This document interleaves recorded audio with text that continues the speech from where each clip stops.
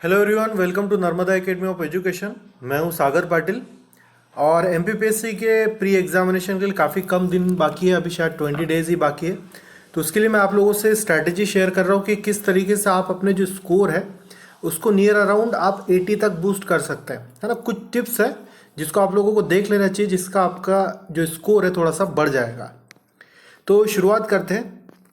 देखिए, मैंने जो ऑल अराउंड जो टॉपिक्स पूछे जाते हैं जिस पर जनरली एमपीपीएससी 2-3 सालों से क्वेश्चन पूछ रहा है, तो उसकी लिस्ट बनाइए और उन बड़े बड़े टॉपिक्स को लिख रखा है, यहाँ पर देख रहे होंगे आप। तो इन बड़े बड़े टॉपिक में से भी क्या स्पेशली पूछता है, तो उस पर हमको ज़्यादा गौर करना पड़ेगा और हम इन दिनों में उस चीज़ को ज़्यादा पढ़ने की कोशिश करेंगे ताकि हम लोग का स्कोर ज़्यादा हो जाए। तो देखिए, सबसे पहले यहाँ पे लिखा है एमपी का भूगोल। अगर मैं एमपी की भूगोल की बात करूँ तो आपको कुछ चीज़ें ध्यान में रखनी जिसको स्पेशली आपको पढ़ना है। एक तो हो जाता है खनिज को आप पढ़ लीजिए, 2-3 क्वेश्चन, 2 नियर अराउंड क्वेश्चन आते हैं। कृषि से क्वेश्चन आते हैं। वीडियो के बीच में आप लोगों को डिस्टर्ब करने के लिए सॉरी, बट आप लोगों से एक छोटी सी चीज़ शेयर करनी थी कि मध्य प्रदेश पीएससी के लिए जो भी बच्चे तैयारी कर रहे हैं, प्री के लिए नर्मदा एकेडमी ने आप लोगों के लिए मॉक टेस्ट बनाया है। और ये मॉक टेस्ट थोड़े से खास इसलिए हो जाते हैं क्योंकि ये मॉक टेस्ट टीचर्स ने नहीं बनाया है। हम लोगों के यहाँ जिन बच्चों के प्री निकले हैं, पिछले 2 सालों से जिन लोगों के प्री निकले हैं, उन लोगों के द्वारा ये बनाए गए हैं। ये टोटली जो पिछले 2-3 सालों से एमपीपीएससी पेपर डिज़ाइन कर रहा है उसी के बेस पर टोटली बने हुए हैं। इसमें सारे यूनिट कवर्ड है, आप लोग देख सकते हैं, मैंने सैंपल लगा के रखा है। और साथ ही साथ इसका जो लेवल है वो एमपीपीएससी के बेस पर ही रखा गया है, जैसा कि ना ज़्यादा हार्ड रहता ना ज़्यादा ईजी रहता है। तो आपको मॉडरेट लेवल ही देखने को मिलेगा। आप इससे आपका स्कोर चेक कर सकते हो और आप मेहनत कर सकते हो और बहुत सारा जो नॉलेज है इसके थ्रू आपको मिल जाएगा ताकि आपके नंबर जो है बढ़ जाएंगे। तो जो लोग भी इसको परचेज़ करना चाहते हैं वो लोग यहाँ पे नंबर दिया है, उस पर व्हाट्सएप या टेलीग्राम कर सकते हैं। इसका प्राइस हम लोगों ने 1 से क्वेश्चन आते हैं, ये तो उसके फेवरेट टॉपिक हो गए। उसके अलावा नदी अगर उस पर जलप्रपात बनाओ, नदी के पे वो याद कर लीजिए। नदियों पे बने हुए डैम वगैरह जैसे इंदिरा सागर वगैरह हो गया, और उसके साथ ही साथ इस पर कितने मेगावाट की परियोजना बनी है ना। ऊर्जा से रिलेटेड काफ़ी क्वेश्चन पूछे जाते हैं कि किस तरीके से हमारे यहाँ पे कौन सा संयंत्र बना है, कैसी चीज़ें, ये सारी चीज़ें हमसे पूछी जाती हैं। इसके अलावा जो महत्वपूर्ण चीज़ है वो है जलवायु। मध्य प्रदेश की जलवायु, आप लोगों ने इस तरीके का क्वेश्चन देखा होगा कि दक्षिण से उत्तर की ओर जाते हुए, उत्तर से दक्षिण की ओर आते हुए किस तरीके से टेम्परेचर का डिफरेंस मिलता है, ऐसा। और स्पेशली ध्यान रखिए कि फसलों के बारे में, है ना, फसल और वन उपज। फसलों से जनरली क्वेश्चन आता है, वन उपज से क्वेश्चन आता है, और बाकी टॉपिक्स तो है ही, जैसे परिवहन हो गया और पर्यटन हो गया, बहुत सारी चीज़ें तो ये आप पढ़ सकते हैं। पर इन जो टॉपिक मैं आपको बता रहा हूँ उस पर आप मुख्यतः ध्यान दीजिएगा। चलिए आगे देखते हैं। सेकंड जो टॉपिक मैंने लिख रखा है वो है एमपी का इतिहास। तो जनरली हम जब एमपी के इतिहास को 2-3 सेक्शन में डिवाइड करते हैं तो वहाँ पर देखिए जो क्वेश्चन पूछे जाते हैं हर साल वो ये है कि अगर आपको किसी चीज़ को प्राचीन समय में कुछ और बोलते थे, जैसे जूते को कुछ और कहा जाता था, या फिर किसी एक टर्म के बारे में कहा गया, तो उस टाइप के क्वेश्चन पूछे जाते हैं। तो टर्म बेसिस क्वेश्चन पूछे जाते हैं, उस चीज़ को आपको इग्नोर नहीं करना है। दूसरी चीज़ें राजाओं के बारे में, है ना, कि कौन से राजा ने किसका निर्माण करवाया था। जैसे किसी गुप्तकालीन राजा ने किसी मंदिर का निर्माण कराया था, तो काफ़ी फेमस मंदिर आपको ध्यान में रखना है। इसके साथ में अगर हिस्ट्री में और बात करूं तो आपको ध्यान में रखना है कि कौन सा मंदिर कहाँ पर स्थित है। मंदिर, मकबरा, ये सारी चीज़ें जनरली हमारे इतिहास से मध्य प्रदेश के पूछा जाता है। और मध्य प्रदेश के इतिहास की अगर बात करें तो आधुनिक की ध्यान रखना।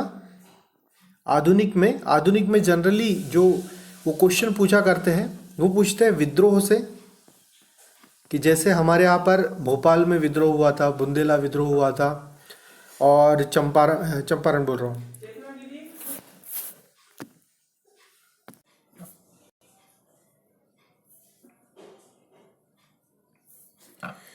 विद्रोह के बाद में जो सेकंड चीज़ है जो आपको ध्यान में रखना है, जैसे कि कोई आंदोलन वगैरह हुए थे, है ना। हमारे यहाँ पे 1923 में झंडा सत्याग्रह हुआ था, किसी ने पत्रिका पब्लिश कर दी, या कुछ नए आंदोलन की शुरुआत हमारे यहाँ से हुई थी, उस पर विशेष ध्यान आप लोगों को देना है, ठीक है। इसके बाद में जो मुख्य पॉइंट जो मैंने लिख रखा है वो है एमपी की जनजातियाँ। तो जनजातियाँ में हमारे यहाँ पे जितनी भी जनजातियाँ, चाहे वो भील हो, गोंड हो, सहरिया हो, भारिया हो, बैगा हो, इन सारी जनजाति के बारे में आपको उनके नृत्य ध्यान में रखने हैं, किस क्षेत्र में किए जाते हैं, किसके द्वारा किए जाते हैं, उनके गायन या फिर उनमें कोई परंपरा ऐसी चल रही है उसको ज़रूर पढ़ लीजिए। और जो वेरी इंपॉर्टेंट है, व्यक्ति, अगर कोई व्यक्ति जो थे उनका स्वतंत्रता आंदोलन में कोई हिस्सा उन्होंने लिया हो या 1857 की क्रांति में उन्होंने भाग लिया हो, यदि उन्हें किसी तरीके से पुरस्कार प्राप्त हुआ हो तो उसके बारे में ज़रूर आप ध्यान में रख लीजिए। आगे बढ़ते हैं। अगला टॉपिक जो है वो है भारत का इतिहास। तो भारत के इतिहास से जनरली बहुत ज़्यादा नहीं क्वेश्चन पूछे जाएंगे तो 1 या 2 क्वेश्चन पूछे जाएंगे। तो उसमें भी जो मुख्य है, जैसे कि एमपी के इतिहास में मैंने आपको बताया, तो वो है बुक्स ध्यान में रखिए। या फिर किसी पर्टिकुलर टर्म को किसी दूसरे नाम से कहा जाता था तो उसको आप लोग देख लीजिए, प्राचीन से जनरली पूछा जाता है। और हमारे यहाँ पे जो स्वतंत्रता आंदोलन हुआ था, तो स्वतंत्रता आंदोलन की जो घटनाएं हैं, है ना, जैसे गांधी जी ने नमक कानून तोड़ दिया था, और भी बहुत सारी यात्राएं निकली, सविनय अवज्ञा आंदोलन, इस बारे में आपको पढ़ना ज़रूरी हो जाता है। ठीक है, तो ये भारतीय इतिहास का है। और सल्तनत काल से अगर मैं बात करूँ तो सल्तनत काल से आप राजाओं का ध्यान रखना कि जो भी सुल्तान वगैरह थे किसके बाद में कौन आया, है ना, वो थोड़ा सीक्वेंस आप लोग देख लीजिएगा। भारत के भूगोल की अगर बात करें तो भारत के भूगोल से उतना ज़्यादा क्वेश्चन नहीं पूछता है, ज़्यादा से ज़्यादा आउटर क्वेश्चन पूछेगा कि हिमालय में कौन सी श्रेणी सबसे बड़ी है, ऐसा टाइप से डिफरेंट क्वेश्चन आपसे पूछ सकता है, बट ज़्यादा क्वेश्चन नहीं पूछता है तो हम लोग उतना ज़्यादा फोकस इस पर नहीं करेंगे। आप इस टॉपिक को नहीं भी पढ़े तो कोई दिक्कत नहीं है। ठीक है, इसके अलावा पर्यावरण आप इस पर मुख्य ध्यान दीजिए, क्योंकि एक पोर्शन बन जाता है। पर्यावरण से हर साल 8 से 9 क्वेश्चन पूछे ही जा रहे हैं। हमको ऐसा लगता है कि वो विश्व भूगोल से प्रश्न पूछ रहा है, जैसे कि घास के मैदान वगैरह हो जाता है, घास के मैदान हो जाते हैं, पर्वत श्रृंखलाएँ हो जाती है, पारिस्थितिक तंत्र हो जाता है, खाद्य श्रृंखला हो जाती है। तो ये जो डिफरेंट टॉपिक है, हमें लगता है कि ये विश्व भूगोल से पूछे जा रहे हैं, पर ये जो प्रश्न हैं पर्यावरण के होते हैं। पर्यावरण में खाद्य श्रृंखला को स्पेशली पढ़िए और पारिस्थितिक तंत्र को स्पेशली पढ़िए। इसके अलावा अगर मैं आपको बताऊं तो आप प्रदूषण के टॉपिक को जरूर पढ़िए। प्रदूषण का टॉपिक उतना हाईलाइटेड प्री के लिए नहीं है, पर मेंस में प्रदूषण काफ़ी अच्छे स्तर पर पूछा जाता है, इसलिए इसका क्वेश्चन बन ही जाता है। एक जो टॉपिक है भारत के, इसमें मैंने लिखना भूल गया, ये है कॉन्स्टिट्यूशन। तो आप लोग को ध्यान में होना ही चाहिए। कॉन्स्टिट्यूशन को तो आप लोग आर्टिकल, मुख्य आर्टिकल जरूर पढ़ लीजिए, जिसमें आपको बता देता हूँ, राष्ट्रपति से संबंधित क्वेश्चन जरूर पूछा जाता है, चाहे वो राष्ट्रपति की आपातकालीन शक्तियाँ हो, चाहे राष्ट्रपति का संबोधन हो, राष्ट्रपति का आशय हो, इस टाइप के क्वेश्चन जरूर पूछे जाते हैं। दूसरी चीज़, अभी हाल फिलहाल में चुनाव हुआ है, मध्य प्रदेश में चुनाव हुआ है, तो चुनाव से संबंधित क्वेश्चन ज़्यादातर पूछे जाने की संभावना है। इसके अलावा जो दूसरा टाइप का क्वेश्चन जो पूछा जाता है कॉन्स्टिट्यूशन से, वो है न्यायालय से, न्यायाधीशों की नियुक्ति। ऐसा नहीं कि सिर्फ हाई कोर्ट के न्यायाधीशों की नियुक्ति पढ़ेंगे आपको जिले तक, जिले की नियुक्ति, जिले न्यायाधीशों की नियुक्ति, सत्र न्यायाधीशों की नियुक्ति कौन करते हैं, उनका इस्तीफा किस तरीके से दिया जाता है वो, और जो हाई कोर्ट और सुप्रीम कोर्ट के पास में जो रिट जारी करने की शक्तियाँ हैं, उन सभी के बारे में आप लोग देख लीजिए। प्रस्तावना और सभा, जो संविधान की सभा बनी थी और जो प्रस्तावना लिखी थी, उसके रिगार्डिंग भी क्वेश्चन हर साल आ रहा है, तो आप उस चीज़ को छोड़िएगा मत। ठीक है, तो ये हो जाता है हमारा कॉन्स्टिट्यूशन का पार्ट। पर्यावरण का मैं डिस्कस कर चुका हूँ। कुछ टॉपिक और बचे हैं, जैसे कि विज्ञान से अगर मैं बात करूँ तो बायो से सर्वाधिक क्वेश्चन पूछे जाते हैं। बायो को आपको छोड़ना नहीं है। बायो में जनरली जो मानव शरीर है, मानव शरीर की बात करूँ तो मानव शरीर से क्वेश्चन पूछे ही जाते हैं। तो जितने भी उसमें सिस्टम है, सिस्टम को एक बार देख लीजिए, किसका कौन सा फंक्शन होता है, उस चीज़ को देख लीजिए। इसके अलावा अगर फिजिक्स में बात करूँ तो फिजिक्स में सिर्फ डिटेल में नहीं पूछा जाता है, लॉ पूछे जाते हैं। ये लॉ किसने दिया, ज़्यादा से ज़्यादा इसकी खोज किसने की, या तो आपको इसका SI मात्रक पूछा जाएगा। तो ध्यान में रखना, SI मात्रक तो आप सभी चीज़ों के देख ही लो। और अगर केमिस्ट्री की बात करें, केमिस्ट्री से रिलेटेड आपको बता दूं केमिस्ट्री में जनरल हमसे रसायन शास्त्र के क्वेश्चन पूछे जाते हैं, और जनरल रसायन शास्त्र के क्वेश्चन में आप लोग देखिएगा कि नीला तोता किसे कहा जाता है, इस टाइप के क्वेश्चन आपको देखने को मिलेंगे। ऐसा नहीं पूछेगा कि इस रिएक्शन से क्या बनने वाला है, इस टाइप के क्वेश्चन बिल्कुल भी नहीं पूछे जाते। इंडस्ट्रीज़ में यूज़ होने वाली कुछ चीज़ें, तो आपको इस पोर्शन पर भी ध्यान देना है, ठीक है। अभी तो मैं सिर्फ आपको बता रहा हूँ कि कौन कौन सी चीज़ें आप पढ़ सकते हो, और ये भी बताऊँगा कि हमको पढ़ना कैसे है, ठीक है। चलिए, जो मुख्य जो पोर्शन हो जाता है, मैंने आपको बताया था पर्यावरण के 8 से 9 क्वेश्चन पूछे जाते हैं। विज्ञान के भी 7 से 8 तक क्वेश्चन आपको सीधे देखने को मिल जाएंगे। आयोग के प्रॉपरली 10 से 11 क्वेश्चन होते ही हर साल। खेल से 3 से 4 क्वेश्चन होते हैं, और अर्थव्यवस्था भी 3 से 4 क्वेश्चन, और जो करंट अफेयर्स है वो नियर अराउंड 5 क्वेश्चन आपने को देखने को मिल जाएगा। तो अगर आप एमपी से कवर नहीं भी कर पाते तो स्टैटिक टॉपिक पढ़ लीजिए। ये जो कुछ स्टैटिक टॉपिक है, पर्यावरण, विज्ञान, आयोग, खेल, कंप्यूटर और अर्थव्यवस्था, है ना। कंप्यूटर मैंने नहीं लिखा हो, तो ये टॉपिक में सिलेबस चेंज नहीं होता और ज़्यादा वास्ट नहीं है, तो इस चीज़ों को पढ़ जरूर लीजिए, है ना। इससे डायरेक्ट क्वेश्चन बनता है, बहुत सिंपल क्वेश्चन आता है, तो इसको जरूर पढ़िए। चलो, तो आपको बताता हूँ, विज्ञान तक हो गए। आयोग में तो आप जितना डिटेल में पढ़ सकते हो तो पढ़ लीजिए। कुछ जो संवैधानिक है, कुछ जो संवैधानिक आयोग है, जैसे कि अगर मैं बात करूँ निर्वाचन आयोग की, हमारे पास में कैग है एक, सीएजी और यूपीएससी, तो इनका कहीं ना कहीं अनुच्छेदों में कुछ न कुछ वर्णित है, तो उन अनुच्छेदों को जरूर देख लीजिए, ठीक है। दूसरी चीज़, जो जनरल क्वेश्चन पूछे जाते हैं कि इनके अध्यक्ष कौन है, वर्तमान और प्रथम, उन लोगों के बारे में। अध्यक्ष की नियुक्ति किसके द्वारा की जाती है ना।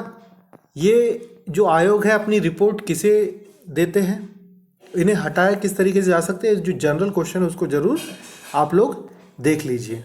और कुछ स्पेशल प्रोविज़न है, जैसे कि मानव अधिकार आयोग जो है, मानव अधिकार आयोग में और बाल संरक्षण आयोग में महिलाओं का होना जरूरी है, तो इस टाइप का क्वेश्चन पूछा जाता है। नेशनल ग्रीन ट्रिब्यूनल से आप लोग ध्यान में रखिए कि नेशनल ग्रीन ट्रिब्यूनल से जनरली जो अभी तक मैं क्वेश्चन देख रहा हूँ कि इसका मुख्यालय पूछा गया और इसकी स्थापना का वर्ष पूछा गया। हाँ, स्थापना का वर्ष ध्यान रखना, वर्ष मतलब डेट के साथ में, कि आपने सिर्फ 1992 किसी की स्थापना है तो ये याद नहीं करना है, आपको प्रॉपर डेट के साथ में ये याद होना चाहिए। चलिए आगे बढ़ते हैं। खेल से अगर बात करें तो खेल में देखिए 2-3 वैरायटी के क्वेश्चन होते हैं। पहला होता है कि जैसे एकेडमीज़ हैं, तो मध्य प्रदेश में खेल की विभिन्न एकेडमीज, जैसे तीरंदाजी एकेडमी, क्रिकेट एकेडमी, कहाँ पर है, ये लोग आप याद कर लेना। दूसरा खेल में कि मध्य प्रदेश से जो खिलाड़ी हैं, मध्य प्रदेश के खिलाड़ी जिन्होंने ओलंपिक, पैरा ओलंपिक या फिर कॉमनवेल्थ गेम्स में जिन्होंने अपना प्रदर्शन किए या फिर मेडल हासिल किए, तो उनके बारे में आपको पढ़ना ज़रूरी हो जाता है। तीसरी चीज़, जो पुरस्कार हैं, अभी हाल फिलहाल में जो बड़े बड़े पुरस्कार हैं, जैसे कि मध्य प्रदेश के पुरस्कारों का नाम बताऊँ तो विक्रम पुरस्कार, खेल जो पुरस्कार मिलते हैं, एकलव्य पुरस्कार, और कोच वगैरह को जो देने वाले भारत स्तर पर और अपने यहाँ पर विश्वामित्र पुरस्कार, द्रोणाचार्य पुरस्कार, तो इन पुरस्कारों के बारे में पढ़ लीजिए कि इनको राशि कितनी मिलती है और इस वर्ष का किसे दिया गया है, ठीक है। चलो, और यदि हमारे मध्य प्रदेश से भारतीय स्तर पर किसी को पुरस्कार मिला है या फिर उसने इंटरनेशनल लेवल पर कुछ अचीव किया, तो उसको जरूर याद कर लीजिए, ठीक। अगला जो है अर्थव्यवस्था। अर्थव्यवस्था से हर साल क्वेश्चन पूछे जाते हैं, हर साल, तो इसको छोड़ना नहीं आप लोगों को। हम लोग सोचते हैं कि अर्थव्यवस्था से नहीं पूछता, पर अर्थव्यवस्था से पूछा जाता है। तो अर्थव्यवस्था से आपको क्या पढ़ना है उसके बारे में बता देता हूँ। भारत की अर्थव्यवस्था के बारे में पढ़ना है कि जनरली आरबीआई से रिलेटेड जो स्टैटिक पोर्शन है कि रिजर्व बैंक ऑफ इंडिया ने ये करता है, रिजर्व बैंक ऑफ इंडिया वो करता है, ये सारी चीज़ें। और बैंकों के राष्ट्रीयकरण के बारे में क्वेश्चन ज़्यादा पूछा जाता है। बैंकों के राष्ट्रीयकरण 2 बार जो हुए थे, उससे 2-3 क्वेश्चन जो बनते हैं उसको जरूर याद कर लीजिए। तीसरा, जो कुछ अर्थव्यवस्थाई जो कुछ हमारे यहाँ पर निगम हैं, कुछ संस्थाएं हैं, तो उनके हेडक्वार्टर देख लीजिए, हेडक्वार्टर देख लीजिए। जैसे कि नाबार्ड का हेडक्वार्टर हो गया, आपके पास में सेबी का हेडक्वार्टर हो गया, तो जितनी भी संस्थाएं जुड़ी हुई है वो देख लीजिए और उनके स्थापना के वर्ष देख लीजिए। और इनके अलावा एक जो बहुत महत्वपूर्ण टॉपिक है अर्थव्यवस्था को लेकर, वो है महारत्न और नवरत्न कंपनियां। इस पर क्यों क्वेश्चन पूछे जाते हैं मुझे अभी तक जानकारी तो प्राप्त नहीं हुई, पर इनके बारे में अगर किसी नई कंपनी को जोड़ा जाता है या कुल कंपनियों की संख्या है, इसको जरूर से आप लोग एक बार देखना जरूरी हो जाता है। और अंत में दो टॉपिक है, एक छोड़ दिया मैंने, कंप्यूटर, मैं लिखना भूल गया, computer and ICT, computer and ICT है ना। तो ये जो कंप्यूटर एंड आईसीटी में आप लोग देखिए, हर साल जो क्वेश्चन पूछ रहा है, एक तो नेटवर्क से जरूर पूछता है ना। नेटवर्क से आपको आईपी एड्रेस पूछ लेगा, टीसीपी आईपी पूछ लेगा, नेटवर्क की टोपोलॉजी पूछ लेगा कि किस तरीके से बनता है, बस वस टाइप का हम लोगों ने स्ट्रक्चर देखा था। और नेटवर्क के अलावा जो दूसरा इसका फेवरेट टॉपिक है वो कंप्यूटर के घटक। घटक में अगर बात करूँ तो जनरली इनपुट आउटपुट डिवाइस पूछता है या किसी और डिवाइस के बारे में पूछ सकता है। इसके अलावा ये दो टॉपिक हो गए। तीसरा जो फेवरेट टॉपिक है वो है इंटरनेट। इंटरनेट में आपको टर्म पूछता है जनरली कि जैसे यूआरएल क्या होता है, एचटीटीपी क्या होता है, ये सारी चीज़ें जो जनरल है, आपको सिर्फ जनरलाइज चीज़ें पढ़नी है। इंटरनेट के अलावा और एक फेवरेट है कंप्यूटर आईसीटी से, क्योंकि इसमें भी 10 से 11 अराउंड क्वेश्चन होते हैं, तो ये भी आपके लिए महत्वपूर्ण हो जाता है। तो वो है हैकिंग टाइप का, हैकिंग हो गया या फिर हम लोग कहेंगे मालवेयर हो गए, ये चीज़ें ध्यान में रखना। क्लियर है? हैकिंग वगैरह इस टाइप से जो भी साइबर में थ्रेट्स होती है उसके बारे में ज़रूर एक बार पढ़ लीजिए। ज़्यादा वास्ट भी नहीं है, छोटा सा, आप लोग ये टॉपिक्स तो इजीली पढ़ सकते हैं। और एक चीज़ है, डायोड के बारे में पढ़ लेना भाई। इलेक्ट्रॉनिक्स के नाम पे वो डायोड से क्वेश्चन जरूर पूछता है, चाहे वो जेनर डायोड हो। आप लोगों ने देखा होगा 2-3 साल से पूछ रहा है जेनर डायोड पे क्वेश्चन, तो ये तो पढ़ के चले जाना, ये तो पूछता ही है। ठीक है। और अंत में हम लोग आते हैं हमारे करंट अफेयर की ओर। करंट अफेयर तो वैसे बहुत बड़ा टॉपिक है, और अगर देखूँ तो मुख्यतः एमपीपीएससी हर साल कुछ लिमिटेड टॉपिक में से ही करंट अफेयर पूछ रहा है, तो वो टॉपिक है, उसको देख लीजिए आप। पहला जो टॉपिक है, और ये current affair, MPPSC current affair के लिए मैंने अलग से भी वीडियो बना के रखा है, तो उसमें मैं डेली अभी 20 डेज तक डेली डालने वाला हूँ, उसको ज़रूर देख लीजिए। और सेकेंड, करंट अफेयर किस तरीके से आपको पढ़ना है, जो छोड़ना नहीं है, उसका भी एक वीडियो डाला है, तो ये सारे वीडियो देख लीजिए, है ना।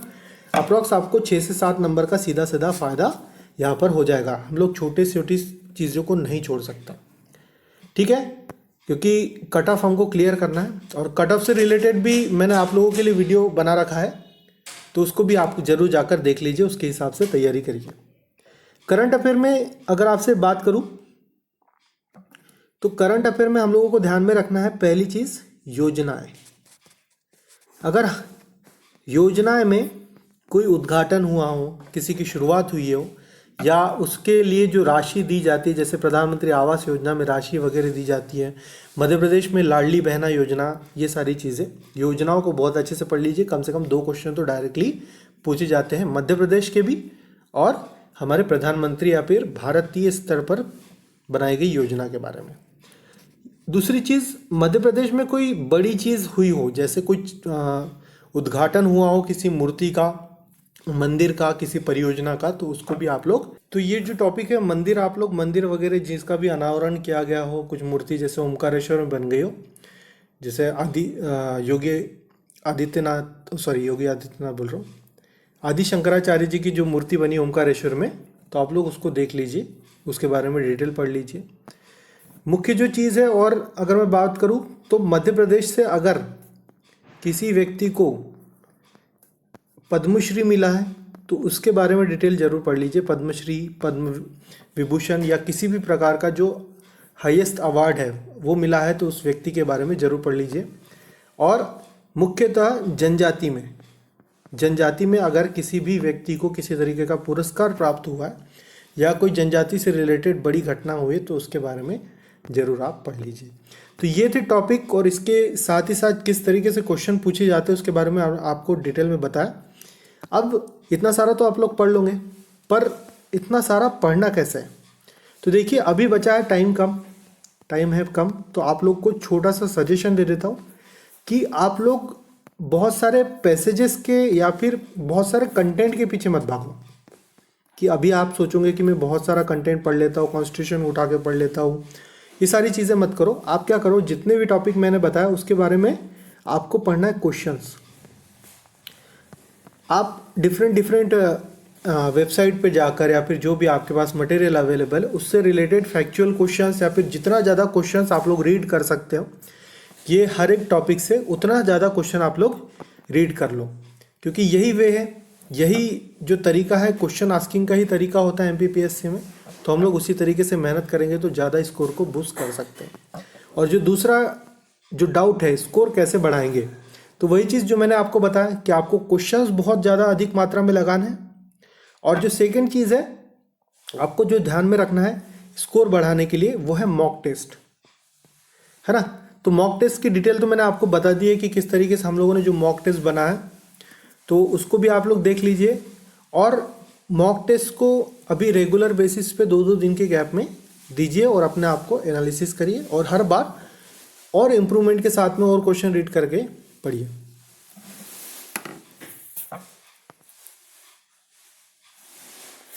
ठीक है, तो मिलते हैं नए वीडियो के साथ में। और जो भी वीडियोस मैंने आप लोगों को बताया है एमपीपीएससी से रिलेटेड सारी चीज़ें जो है हमारे चैनल पर अवेलेबल है, तो चैनल को सब्सक्राइब करिए और जो डिटेल्स मैंने आपको बताई उसको ज़रूर फॉलो करिए। Thank you so much for watching this video.